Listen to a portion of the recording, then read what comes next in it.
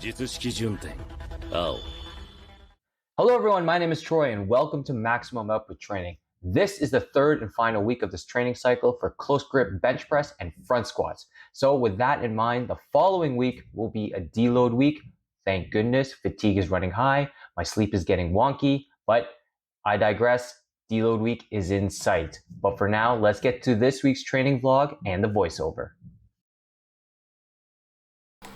Welcome to the training vlog. Day 1, max effort lower, as usual.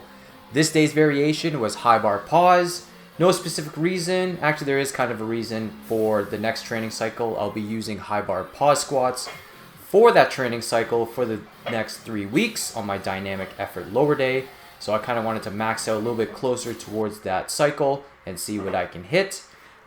This day, I was actually feeling really good. Felt really strong just because I slept really well. And sleep has not been the greatest thing for me lately. So as you can see from this top set, you'll see how easily it moved. Pretty freaking smooth in my opinion. It looked a little wonky there on my end looking back at the playback. But super duper happy with that 315. I thought my previous was 305, so that's why I kind of hit 315. But it was actually 285 according to my records. So I'm actually super happy with that 315 pounds. After that, hit high bar squats, regular, no pause, for sets of 5 at 245 pounds. Really hammering out the last of high bar that I'll be seeing, especially on max effort lower, because I'll be switching to front squats, kind of give my elbows a little bit of a breather, and just to kind of get some more work from my upper back. Followed that up with some sumo stiff leg deadlifts at sets of 6 for 235 pounds. And I guess I put it in. I put the superset of hanging leg raise. Not ideal of how I want to perform these just because I have a low ceiling. So I kind of bottom out with my feet. So we do hanging knee raises. And I'm just trying to hammer out my core. And afterwards, did some more accessories for hamstrings, back, and rear delts. And we're on to day 2.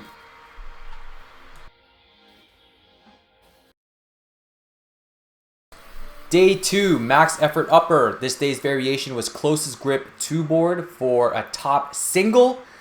This day was a doozy just because of how I went into the session. I was a little tired, my sleep was a little off. But my warm-ups, they were moving and grooving. I was super happy with how everything went, especially this 225 pounds with how fast it moved. So obviously it went up to 245 pounds and this will be my top set.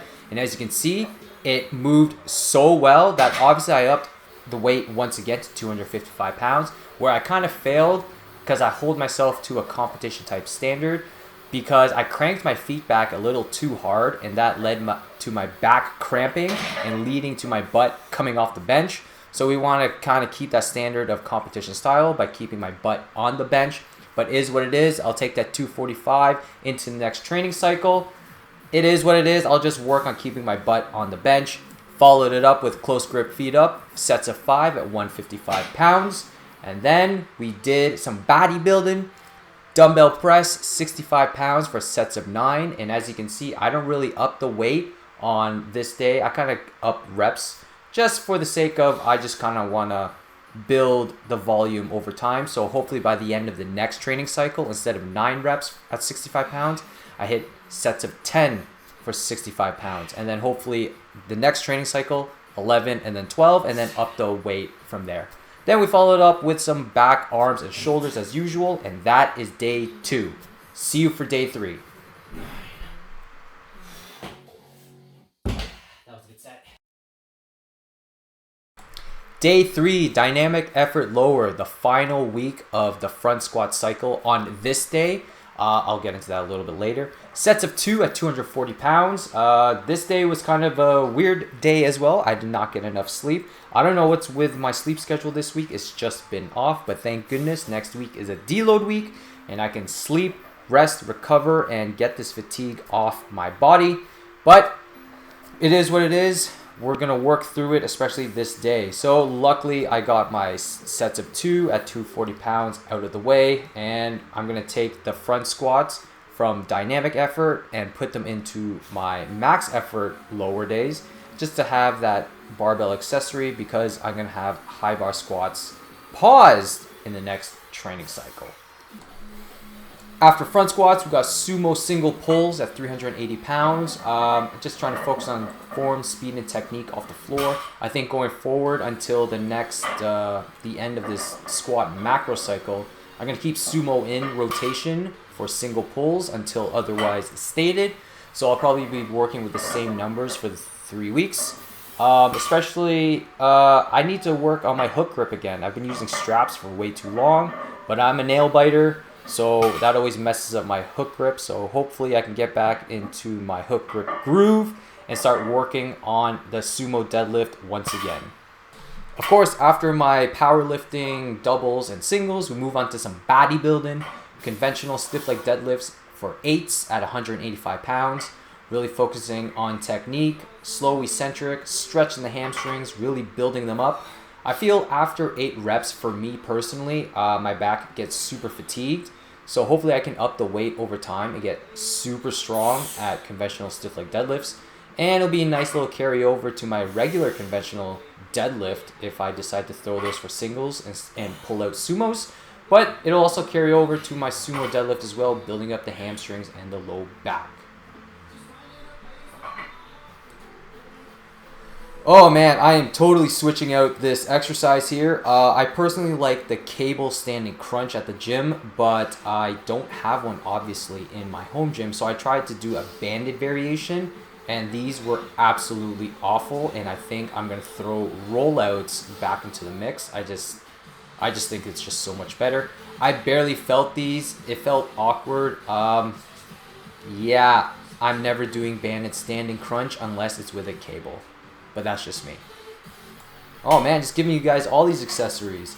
Pendlay rows, 135 pounds for sets of 9. So hopefully I can up the weight over time. My form on these has gotten a lot better. Feeling the stretch in my lats as well. So hopefully nice carryover to everything else. And building up my back.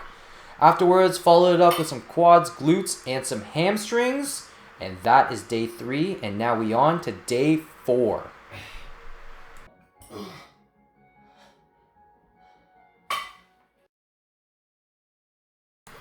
Dynamic effort upper, and this variation is close grip bench press, just like the front squats, coming to a close for this training cycle as well.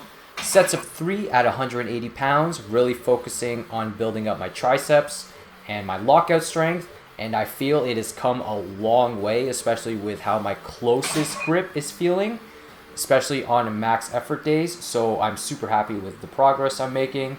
I think my bench is coming back up to 275 pounds, which I'm super excited about. So hopefully I can get that back up in the next couple months. But for now, we are going to focus on building up the triceps and my lockout strength.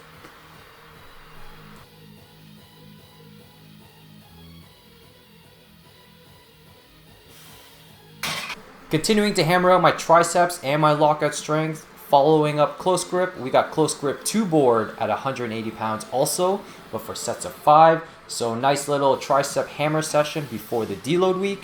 And then we followed it up with, of course, with bodybuilding stuff. Incline dumbbell press at 50 pounds for sets of 10. And just like my dumbbell flat press on max effort upper, we only up the reps on these until maybe I get around 12 to 15 reps, and then I'll up the weight. Just slowly get stronger, but really focus on the form, slow eccentric, feel the stretch in the pecs, and really building up the pecs in general.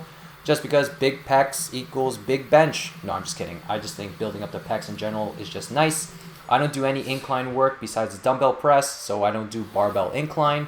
Maybe I'll do that for like a max effort upper. Who knows? I'll maybe do that for a deload week. But this is the only way I build up my upper pecs in the first place. And then we move on to more accessories, especially for dynamic effort upper. Got to really hammer out my entire upper body. So we did some T-bar row, as you can see here, for sets of 18. Really hammer out my back before the deload at 35 pounds. I do 2 grips this time, just for easy setup and convenience. Followed up with lots of arms and some shoulders as well. And then that is the conclusion of this week, the final training cycle of close grip and front squats. I'll see you guys for deload next week, and we can go together through that, through a training vlog and a voiceover, and I think I'll be speaking more into the camera this time around just so you can see where I'm coming from during that deload. See you guys next week. Peace.